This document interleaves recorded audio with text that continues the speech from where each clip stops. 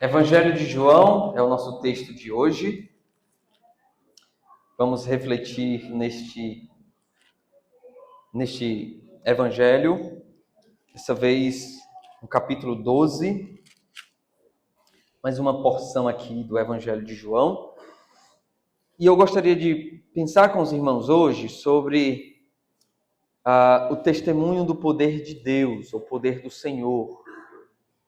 Como nós podemos, nós que já cremos no Senhor Jesus Cristo, como nós podemos ser testemunhas do poder de Deus. E que poder é esse? Como que o poder de Deus se manifesta em nós, de modo que as nossas vidas sirvam como um testemunho do grande poder de Deus. E para isso eu queria que nós pudéssemos refletir na história de Lázaro, nessa pequena narrativa que João nos conta sobre Lázaro. Versículo 9 do capítulo 12, a palavra de Deus diz assim, vamos ler mais uma vez. Capítulo 12, versículo 9 até o versículo 11, a palavra de Deus diz assim: Soube numerosa multidão dos judeus que Jesus estava ali, e lá foram não só por causa dele, mas também para verem Lázaro, a quem ele ressuscitara dentre os mortos.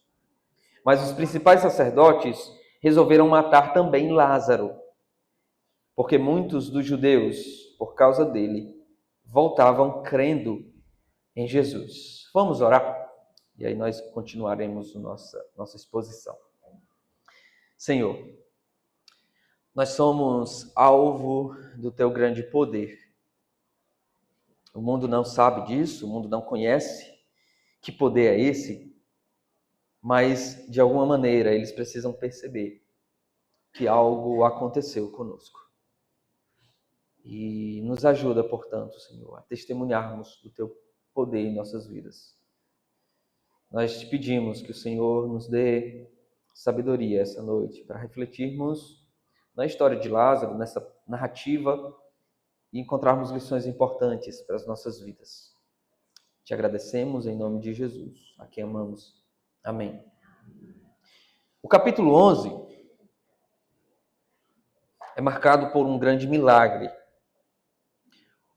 O último milagre que João relata no seu evangelho. Eu acredito que João ele deixa este grande milagre para o final como um clímax dos sinais, a ressurreição de um homem morto há 4 dias. E esse sinal ele teve como objetivo revelar a glória de Deus na pessoa de Jesus Cristo, de modo que aqueles que puderam contemplar este grande milagre, este grande evento, pudessem crer que o Filho de Deus, Jesus, era Deus como o Pai. Quem mais pode ressuscitar mortos senão Deus? Quem mais pode dar vida senão o próprio Deus? E Jesus Cristo simplesmente diz: Lázaro, saia daí. E ele simplesmente sai. No capítulo 12, nós temos Lázaro junto com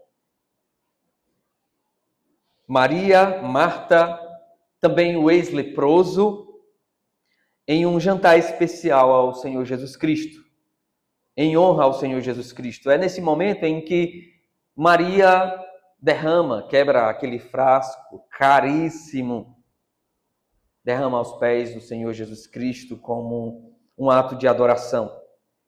Lázaro ele é mencionado aqui, mas não se fala nada, só é dito que Lázaro estava ali sentado à mesa com o Senhor Jesus Cristo após a sua ressurreição.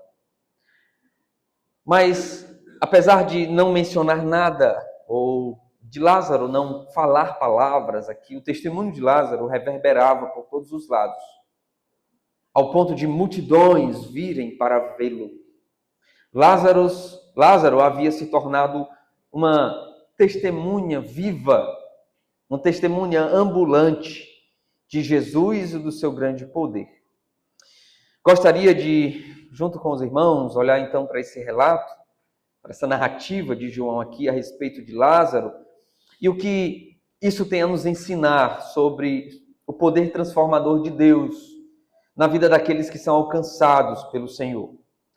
Assim como Lázaro foi ressuscitado pelo poder glorioso do nosso Senhor Jesus Cristo, aqueles que creem em Jesus, eles experimentaram também um poder semelhante e uma ressurreição semelhante.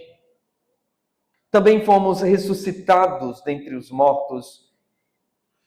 E aquilo que aconteceu com Lázaro, em certa medida, que será relatado aqui, que iremos refletir, em certa medida acontecerá conosco também. E precisamos entender isso. Os ressurretos dentre os mortos experimentarão aquilo que Lázaro experimentou aqui. Então, como a história de Lázaro é semelhante à nossa? É isso que eu quero refletir com os irmãos. Em primeiro lugar, a história de Lázaro é semelhante à nossa, porque Lázaro se tornou uma testemunha do poder glorioso de Jesus Cristo. João nos relata que uma grande multidão soube que Jesus estava pelos arredores de Jerusalém, em Betânia. Nos versículos anteriores, no início do capítulo 12, nós vemos o Senhor Jesus Cristo se aproximando, indo para Betânia para um jantar especial em honra a ele. Betânia ficava mais ou menos 3 quilômetros de distância de Jerusalém. E uma grande multidão, as pessoas que estavam em Jerusalém, os judeus, eles souberam que Jesus estava pelos arredores. E eles, portanto, foram vê-lo. Soube numerosa multidão, versículo 9, dos judeus, que Jesus estava ali. Essa numerosa multidão provavelmente era uma grande multidão que havia, talvez nem fosse necessariamente os habitantes de Jerusalém, mas alguns judeus que vieram de longe para a festa da Páscoa. E normalmente as pessoas chegavam mais cedo, em caravanas. Mas a fama do Senhor Jesus Cristo já estava espalhada.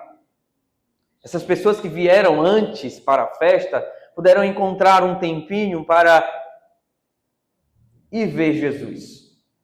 Souberam, opa, Jesus está ali, logo ali, 3 quilômetros de distância. Apesar de que 3 quilômetros de distância naquela região é uma distância enorme, porque lá não existe estradas bonitas como nós temos aqui em Camusim. São estradas ruins, pedregosas e difícil acesso. Mas não era tão distante. Essa multidão, portanto, viaja até Betânia para encontrar Jesus. Essa multidão soube do grande feito do Senhor Jesus Cristo, o milagre de Lázaro. Certamente, além dos demais feitos do Senhor Jesus Cristo, além dos demais feitos que o Senhor Jesus Cristo realizara, porque a essa altura, como eu já disse, o nome do Senhor Jesus Cristo já era famoso, todos os arredores de Jerusalém tinham ouvido alguma coisa a respeito do Senhor Jesus Cristo. E talvez eles vieram para ver Jesus ou, de repente, presenciar ou evidenciar algum milagre, algum novo milagre. Essa multidão, ela, movida por curiosidade, por saber como estava Lázaro após a morte, e também ver Jesus, estava disposta a percorrer toda essa distância para, de alguma maneira, encontrar Jesus e Lázaro ali. No entanto, mesmo que Jesus fosse a atração principal, para a multidão eles queriam ver de perto o ex-morto, aquele que havia retornado à vida.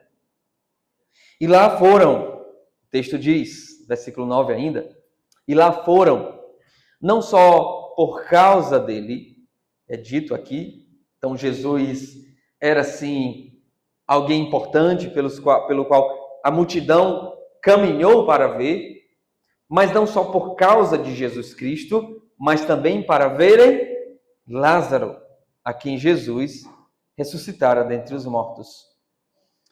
Agora imagine quem não gostaria de ver alguém que claramente estivera morto por 4 dias, né? Quem não teria essa curiosidade de ver um ex-morto, né? Se nós temos curiosidade de ver um morto, né? Acontece algum acidente ali, o pessoal corre. Olha, uma grande multidão fica ali ao redor para ver se a pessoa morreu. Não é nem para ver se ela está bem, não. O cearense é curioso, né? Eu acho que o cearense tem alguma coisinha dos judeus.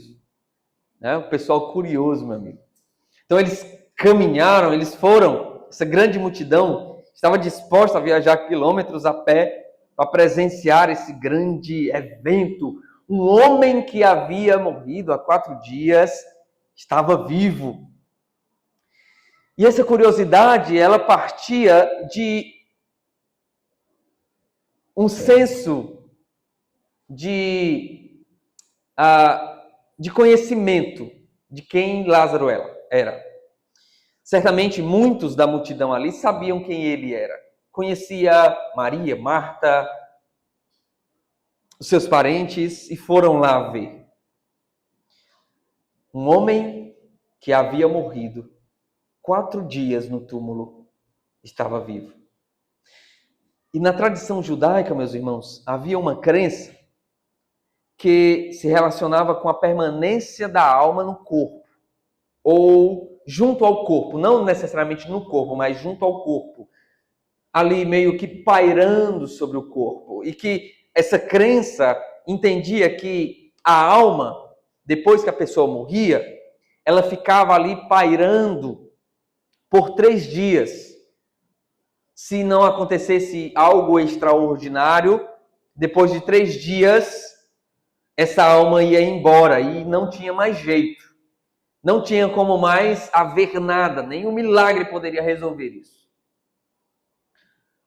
Contra este senso comum, Jesus Cristo ressuscita um homem morto, não há 3 dias, mas 4 dias. Lázaro, portanto, era essa testemunha da verdade de que Jesus de Nazaré, de fato, não era um homem qualquer, mas o Messias esperado. Lázaro era uma testemunha de que esse Messias não era um mero político a quem eles esperavam, um grande estadista, um grande mestre, um simples profeta, mas o próprio Deus encarnado. Quem mais poderia realizar tal proeza? Ressuscitar, dar vida a alguém que estava morto há 4 dias. Quem poderia dar vida aos mortos? Quem tem o dom da vida? Quem é o autor da vida, senão o próprio Deus? Jesus é o autor da vida. Jesus tem vida em si mesmo. É isso que João diz no prólogo, no início do Evangelho, no capítulo 1. Abra comigo para lembrarmos essa prévia que João dá aqui a respeito de Jesus Cristo. Versículo 1 ao versículo 4 do Evangelho de João, a palavra de Deus diz assim: no princípio era o Verbo, e o Verbo estava com Deus, e o Verbo era Deus. Ele estava no princípio com Deus. Todas as coisas foram feitas por intermédio dele, e sem ele nada do que foi feito se fez. Versículo 4. A vida estava nele, e a vida era a luz dos homens. A vida estava nele. Jesus Cristo é aquele que tem vida em si mesmo. Por isso ele é Deus, porque ele tem vida em si mesmo. A sua vida não é derivada de nada além dele mesmo. A vida de Cristo não é derivada de ninguém a não ser dele mesmo, e por isso ele pode dar vida. Da mesma forma, somos testemunhas do poder glorioso de Jesus, aqueles que receberam vida. Aqueles que receberam o poder da vida, esse poder que nos deu vida. E quando falo de vida, eu falo da vida verdadeira, da vida eterna. Essa vida que Cristo dá, não somente a física, Ele sim é o autor da vida, Ele dá a vida física. Todas as coisas foram criadas por Ele, sem Ele nada do que foi feito se fez. Mas João não quer se limitar a isso. João quer apontar para o fato de que Jesus Cristo não dá apenas a vida física. Jesus Cristo dá a vida eterna. A vida real é a vida eterna. A vida verdadeira é a vida eterna. A vida completa é a vida eterna que Cristo dá, que Jesus Cristo oferece. Essa é a vida verdadeira. Aqueles que receberam esta vida são testemunhas para o mundo de que Jesus é Deus. O Deus encarnado, aquele que não dá apenas a vida física, mas a vida eterna. Jesus Cristo é este que dá a vida eterna. No Evangelho de João ainda, no capítulo 10, Jesus fala que Ele é o bom pastor.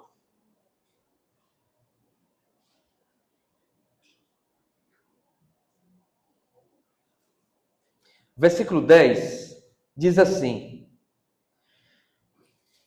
capítulo 10 de João, versículo 10, a palavra de Deus diz assim: o ladrão vem somente para roubar, matar e destruir.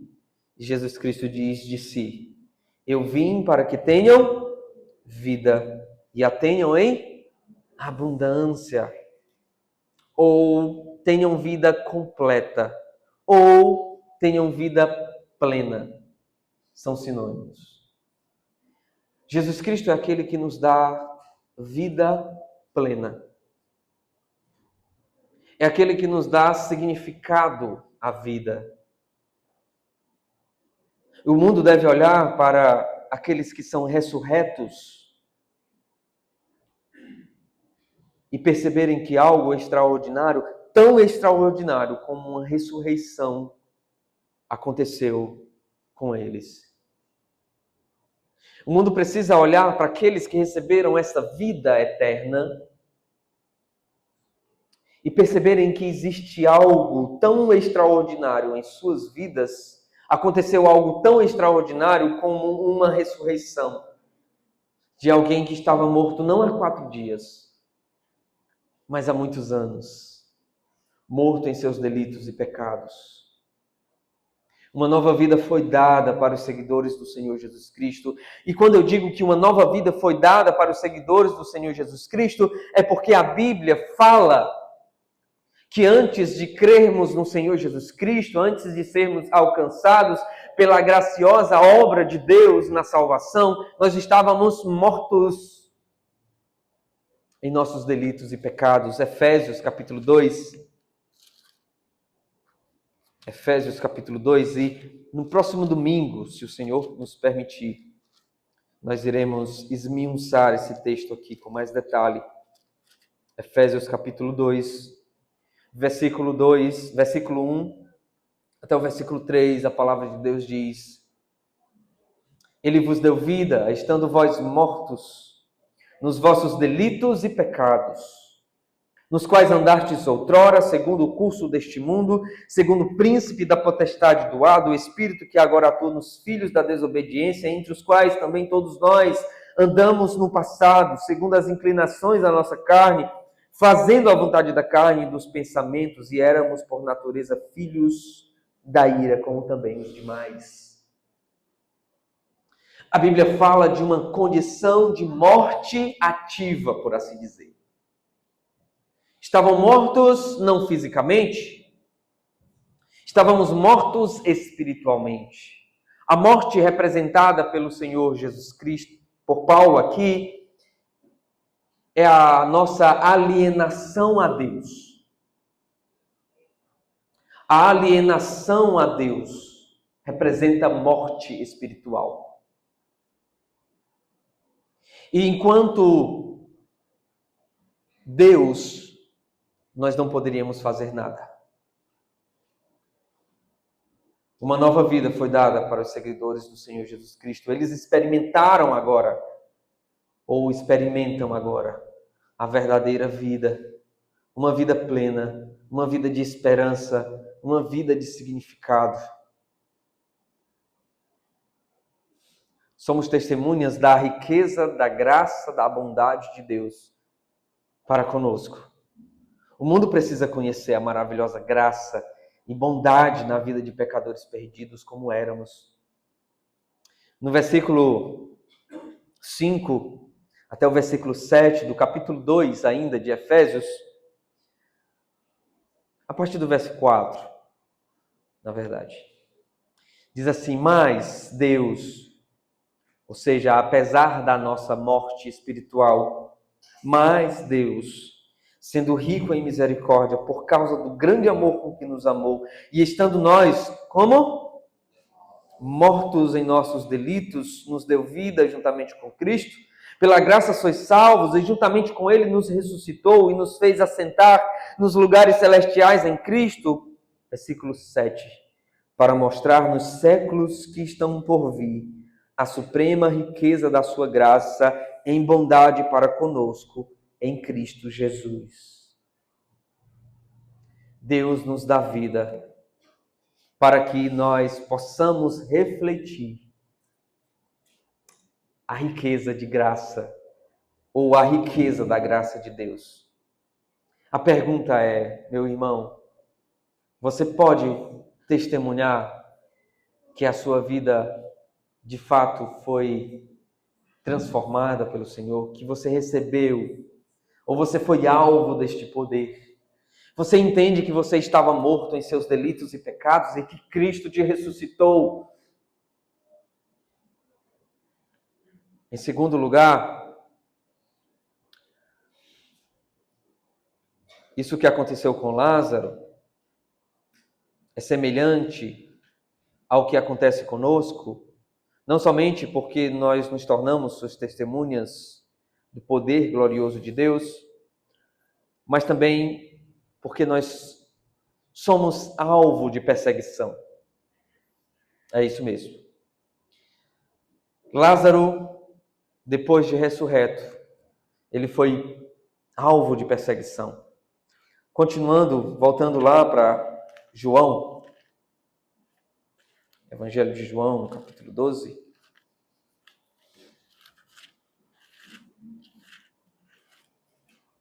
Evangelho de João 12, nosso texto continua e diz, ainda no versículo 9, no versículo 10, diz: mas os principais sacerdotes resolveram matar também Lázaro. Enquanto uns estavam de fato, irmãos, reconhecendo o grande poder de Jesus, ao ponto de reverenciá-lo como um rei, porque quando você segue a leitura, a partir do versículo 12, nós temos o que nós chamamos de a entrada triunfal. As pessoas reconheceram que Jesus Cristo era o Messias e quiseram proclamar rei. E cantaram, Hosana ao que vem em nome do Senhor. E eles cantam reverenciando Jesus. Enquanto uns reconhecem isso, alguns permanecem incrédulos, endurecidos, mesmo evidenciando tão grande obra. Esses homens foram os mesmos que reconheceram que Jesus havia realizado grande milagre ao ressuscitar Lázaro. No versículo 11, no capítulo 11, versículo 46, é dito isto. Olha, nós não podemos fazer nada, este homem de fato fez algo extraordinário. Algo extraordinário aconteceu e nós reconhecemos isso, mas isso não nos impede de matá-lo. Os principais sacerdotes foram extremamente impiedosos. E para atingirem os seus objetivos, eles estavam dispostos a matar não apenas Jesus, mas também os seguidores de Jesus Cristo. Lázaro era também uma ofensa para eles. E isso por duas razões, pelo menos. É dito no versículo 11, que muitos, por causa dele, de Lázaro, voltavam crendo em Jesus. E a outra razão é porque estes principais sacerdotes eram compostos por um grupo de pessoas chamadas saduceus, que não criam de jeito nenhum na ressurreição. Eles não criam nisso. Eles não acreditavam que a ressurreição era algo que poderia acontecer. Eles negavam essa doutrina. Mas eles presenciaram isso. Eles viram que aquele homem, há 4 dias, já com mau cheiro, porque Marta diz para o Senhor já está com mau cheiro, não adianta mais. Aquele homem foi ressuscitado dentre os mortos. E eles viram, presenciaram. Mas isso não os impediu de seguir nos seus planos maléficos. Corações endurecidos são estes que experimentam realidades espirituais e ainda assim permanece duro. Então, a sua fé não depende de você ver algo acontecendo. Porque você pode ver algo extraordinário acontecendo. E ainda assim você permanecer incrédulo. Ainda assim. Porque muitos fizeram isso. Muitos viram Jesus, muitos ouviram Jesus, viram os milagres de Jesus e ainda assim permaneceram duros em seus corações. Incrédulos, não reconhecendo Jesus como seu Senhor. Não confessando a Ele com medo dos homens.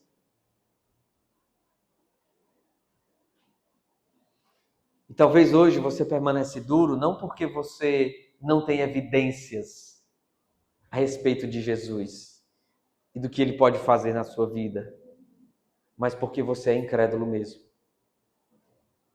Porque o seu coração é duro.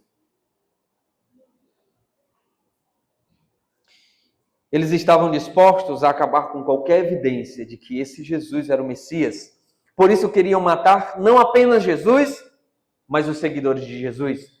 Vamos matar aqueles que testemunham deste Jesus.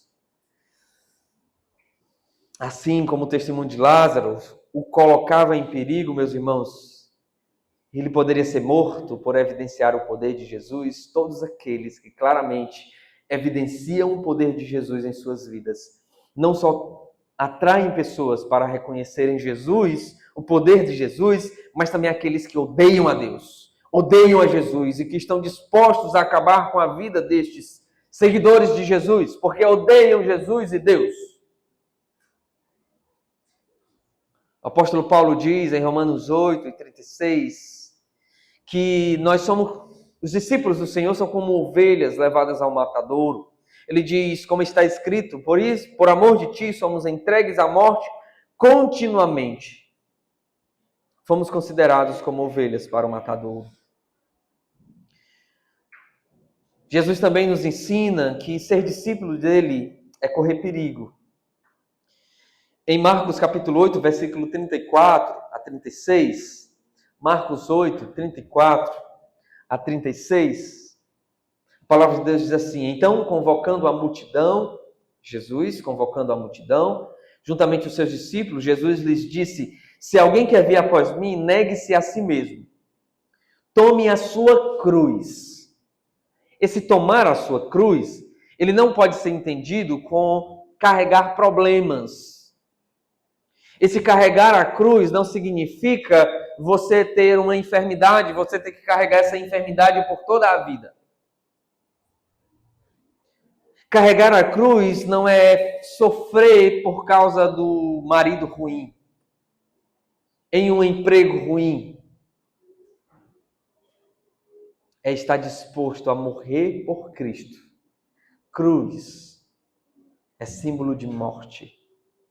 E o que Jesus Cristo nos ensina aqui é que se alguém quer vir após mim, se alguém quer ser meu discípulo, negue-se a si mesmo e esteja disposto a morrer por mim.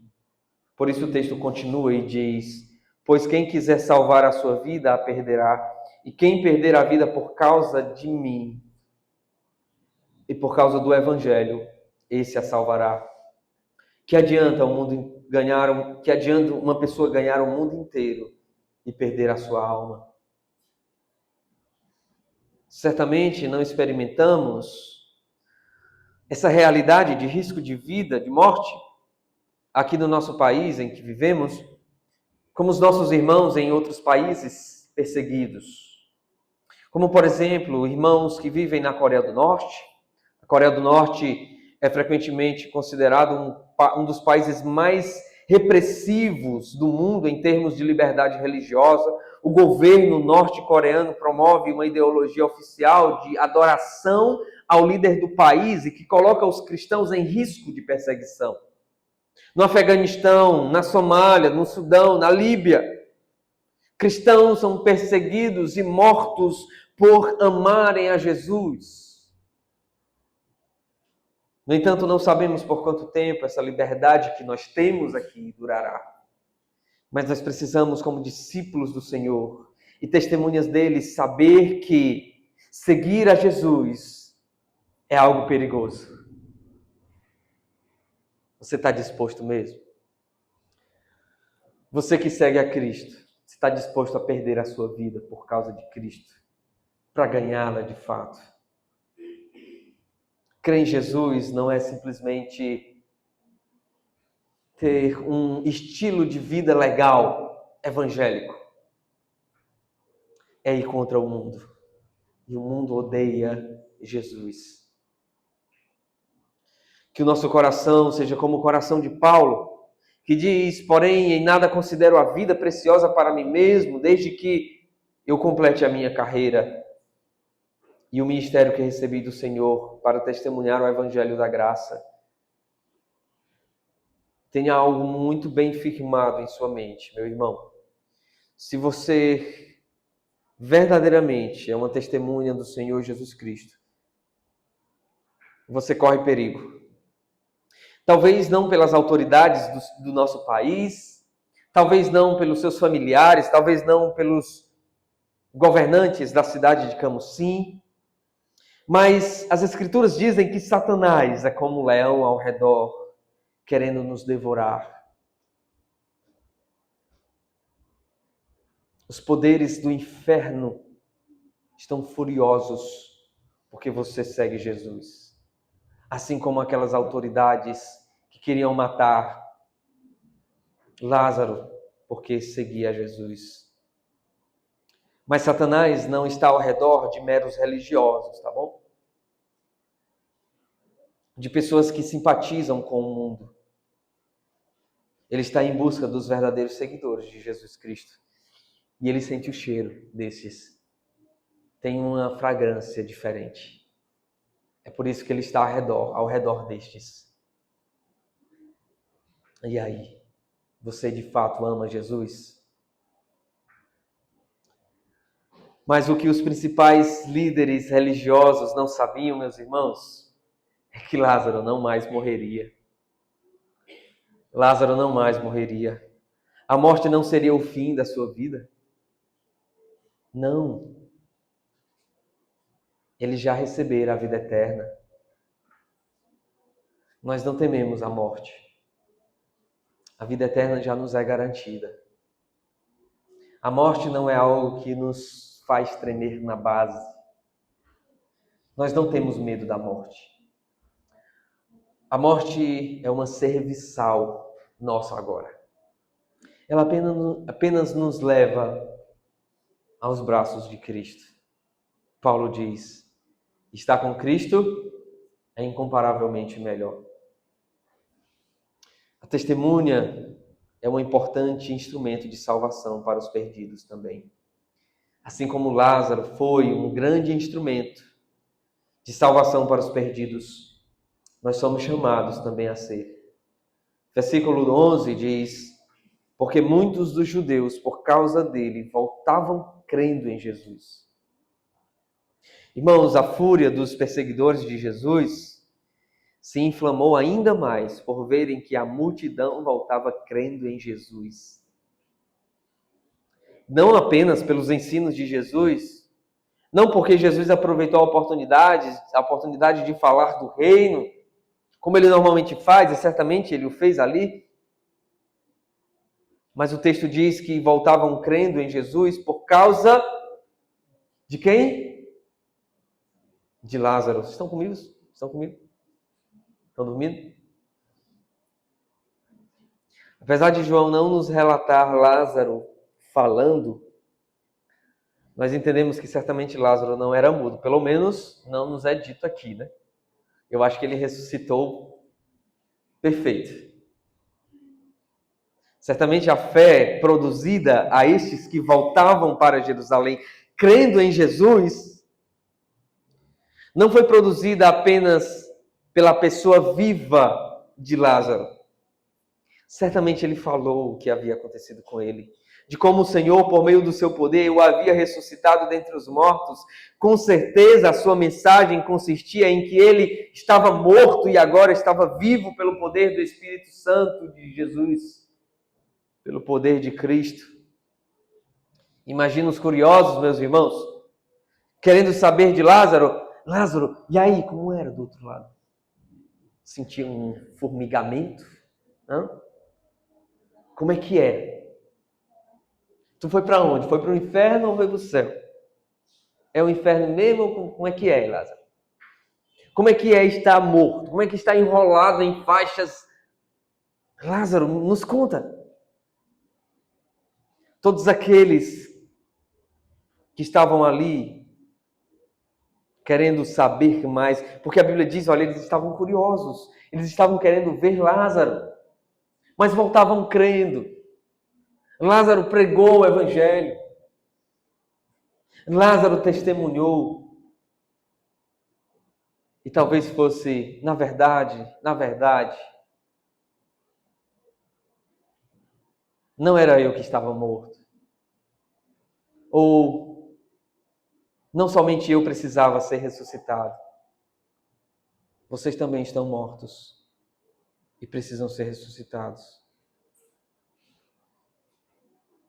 Vocês estão falando comigo e eu estou ouvindo vocês falando, mas vocês estão mortos porque vocês não creem em Jesus. É necessário crer em Jesus e ter vida. Todos aqueles que não creem em Jesus como Senhor e Salvador de suas vidas estão mortos. E Lázaro diz, Ele me deu essa vida, que Ele pode dar essa vida a você também. Creia verdadeiramente nisso. Creia que Ele pode te dar a vida eterna. Arrependa-se dos seus pecados. Arrependa-se da sua vida. A vida que você vive não é uma vida real. Não é a vida verdadeira, não é a vida plena. A vida que você vive sem Cristo não é a vida de fato. A vida real é a vida com Cristo. E você precisa experimentar essa vida com Cristo. Para concluirmos, meus irmãos, a pergunta é: o meu testemunho é visível ou invisível? Lázaro não precisou forçar um testemunho. A vida dele falava por si. Mas não somente isso. Ele era a prova viva do poder de Jesus Cristo, e aqueles que creram em Jesus ouviram dos lábios, porque a pregação vem pelo ouvir a palavra de Cristo. As pessoas ao meu redor percebem que algo sobrenatural aconteceu. As pessoas que estão comigo, elas podem evidenciar uma novidade de vida. Elas podem perceber que eu não sou apenas um mero religioso. Algo de fato aconteceu na minha vida. Há uma realidade sobrenatural na minha vida. Você tem vivido como alguém ressuscitado dentre os mortos? A Bíblia diz que quando cremos, nós somos ressuscitados para termos uma nova vida, ou para vivermos em novidade de vida. Os meus valores, as minhas prioridades, os meus relacionamentos refletem alguém que saiu da morte para a vida, alguém que ressuscitou.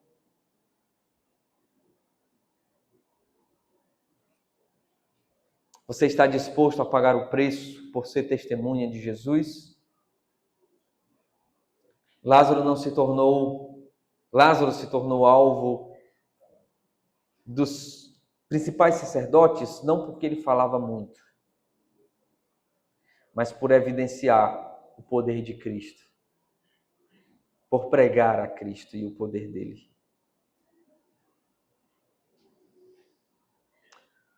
Você que está aqui essa noite, que ainda não confessou a fé em Jesus Cristo, deixa eu dizer para você, com tristeza no meu coração, mas com esperança,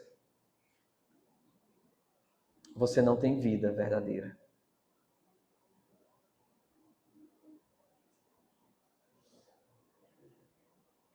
E talvez isso seja duro para você, e talvez você ouviu de outras formas que isso não é realidade. Mas a Bíblia nos ensina que se você não crê em Jesus, você não tem vida em si. É necessário que você creia em Jesus, experimente essa vida abundante que Jesus Cristo nos fala no capítulo 10. O ladrão vem somente para roubar, matar e destruir. Jesus Cristo diz: eu vim para que tenham vida e a tenham em abundância, vida completa, vida plena. Você busca vida plena neste mundo? Você busca uma vida plena nas coisas que você pode experimentar aqui nessa terra, mas elas são passageiras. Elas se acabam. As riquezas se acabam. Os amores passam. Mas a vida que Cristo nos dá permanece. Essa é a vida real. Se você está aqui essa noite e quer experimentar essa vida, você pode falar comigo depois. Ou de onde você está, você pode dizer: eu entendi. De fato, eu estava morto. Mas agora Cristo me salvou. Cristo ressuscitou a mim. E eu entendo isso. E eu sinto isso verdadeiramente. Você pode fazer isso hoje. Não deixe para experimentar a vida verdadeira depois, porque você não sabe se essa sua vida física permanecerá até amanhã. Não seja prepotente. Nada nos garante. Nós somos frágeis. A Bíblia diz que somos como um vapor que aparece e logo se dissipa. Essa é a nossa vida física. Mas a vida eterna permanece. Se você quer aprender mais de Cristo, quer aprender mais dessa vida, nos procure depois. Vamos orar. Senhor, obrigado pela vida que o Senhor nos deu quando cremos em Jesus. Nós não merecemos essa vida, Senhor. Nós não somos melhores do que ninguém, nós não fizemos por onde ter essa vida. Nós não tínhamos nada em nós mesmos que pudesse favorecer-nos a termos essa vida. Mas a tua graça nos encontrou. E a tua palavra diz: mas Deus, sendo rico em misericórdia, por causa do grande amor com que nos amou, e estando nós mortos nos nossos delitos e pecados, nos deu vida juntamente com Cristo. Obrigado, Senhor, pela vida que o Senhor nos dá. Eu te imploro, Senhor, eu te peço que o Senhor dê essa vida que somente o Senhor pode dar. Eu não posso fazer isso, Senhor. Nós não podemos fazer isso, mas nós podemos clamar a Ti, que o Senhor pode dar essa vida àqueles que precisam dessa vida. Que eles possam reconhecer a sua morte para terem vida. Em nome de Jesus Cristo, a quem amamos. Amém.